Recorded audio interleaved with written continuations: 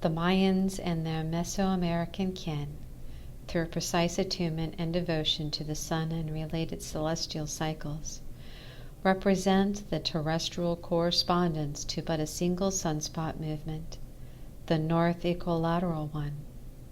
As the sunspots are binary, operating within 30-degree latitudes north and south of the equator, so we should anticipate a complementary polar solar calendar south of the terrestrial equator corresponding to the south sunspot movement.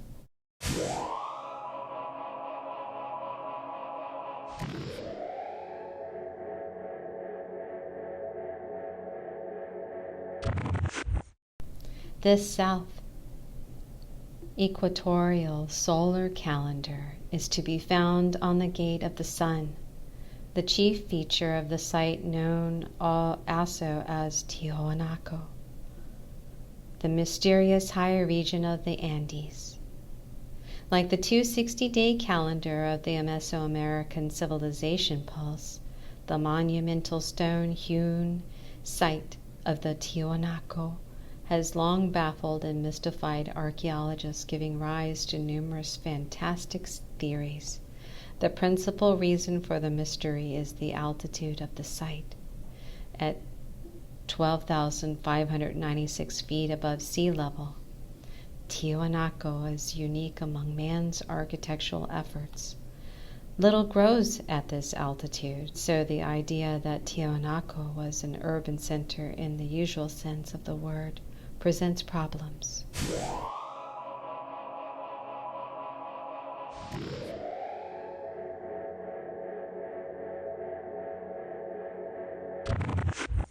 However, if we consider Tiwanaku as a hieratic solar research center, then its altitude makes more sense.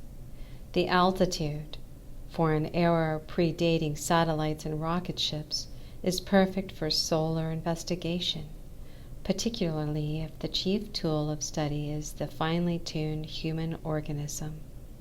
The results of the high-altitude solar investigations are carved into monolithic gates of the sun, the single most outstanding artistic scientific monument of the Andean civilization.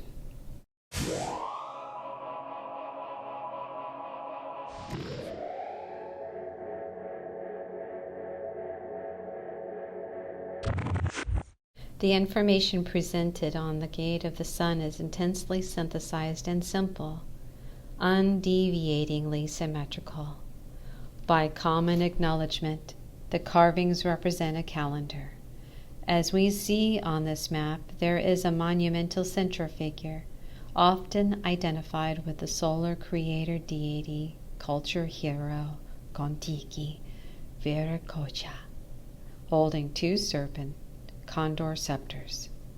He stands on a bilateral condor puma serpent pedestal that surmounts a horizontal meander band whose folds enclose 11 heads, quite similar to the head of the chief figure. The serpentine meander form is a variant of the celestial feathered serpent, with double condor heads at either end. The two trumpeting, blowing figures enclosed at either end are often interpreted as representations of the solstices and announcing the sun's turning points. The 11 smaller figures, along with the 12 larger one, are usually interpreted as signifying the 12 solar months. Whatever the particulars of the interpretation, the calendar of the Gate of the Sun of Tiwanaku is singularly, if only for the fact that it is the most remarkable monument of the Andean civilization, the only hierarchical pulse south of the equator.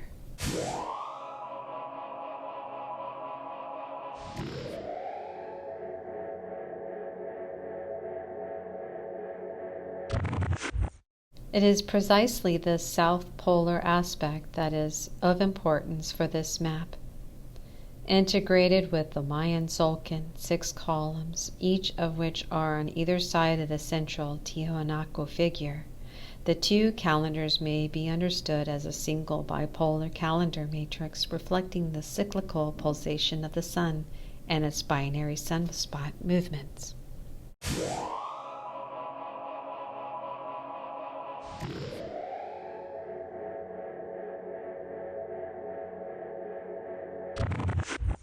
While the Mayan calendar presents the simple repetition of 13 units in a cycle of 20, the Tiwanaku calendar emphasizes the larger rhythmic pattern of 13.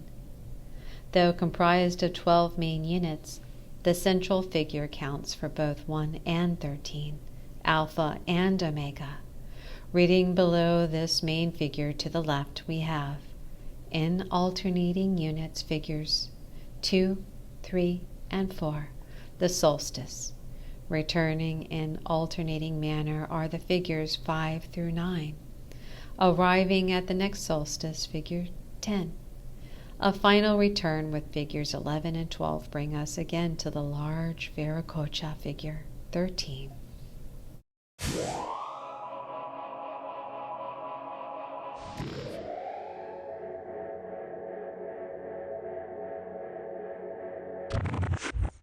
It is to be noted that the seventh figure is directly beneath the central alpha and omega figure, signifying numbers 1 and 13.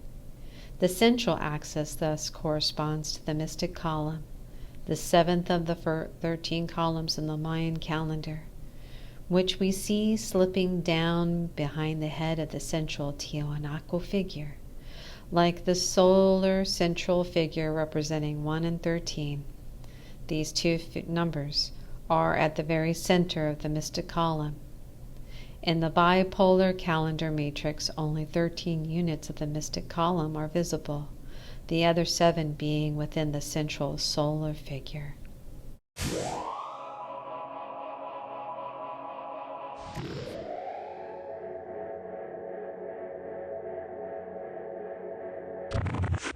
Finally, since it contains the matrix from the binary triplet and the crossover polarity are derived, the polar calendar serves as an integral description of the holonomic code of time. What it also demonstrates in comprehensive manner is the way in which the key primary number 7 and 13 quote-unquote fit with binary progression figures and their multiples, including 2, 4, 8, 12, and 16.